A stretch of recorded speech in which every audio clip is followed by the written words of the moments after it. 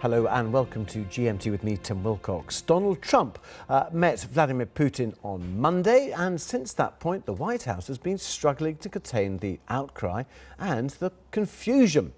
Well, first, President Trump insisted he misspoke during that press conference in Helsinki and does stand by his security agencies. He appeared to contradict them at the time.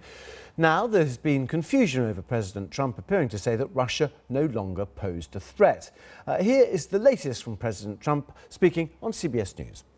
You say you agree with U.S. intelligence that Russia meddled in the election in 2016. Yeah, and I've said that before, Jeff. I have said that numerous times before, and I would say that that is true, yeah. But you haven't condemned Putin specifically. Do you hold him personally responsible?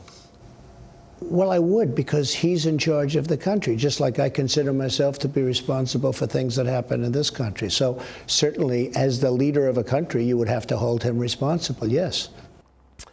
Let's speak to Vitaly Shevchenko from BBC Monitoring, who's here with me now. Which version of all this does Russia believe?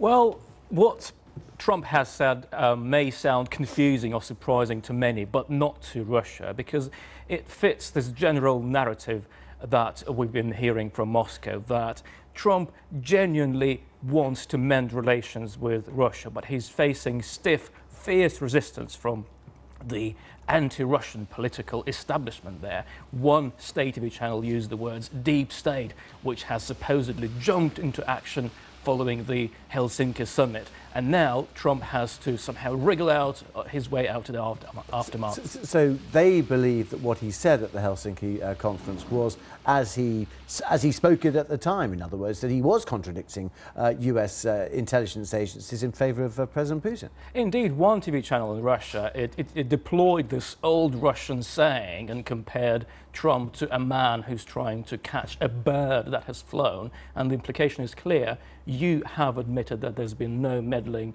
by Russia. It's too late to change that.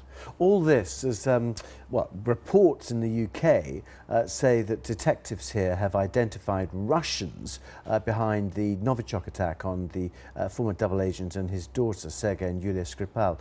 Any response to that? Well, this morning, the Russian ambassador to the UK, Alexander Yakovenko, he's in Moscow now. He was speaking to the Russian media, and he said that the British probe has no proof of this. And this is basically what Russian attitude to this has been all along. Deny, deny, deny. Prove it that we did it. OK. Vitaly Shevchenko, good to speak to you again. Thank you very much indeed.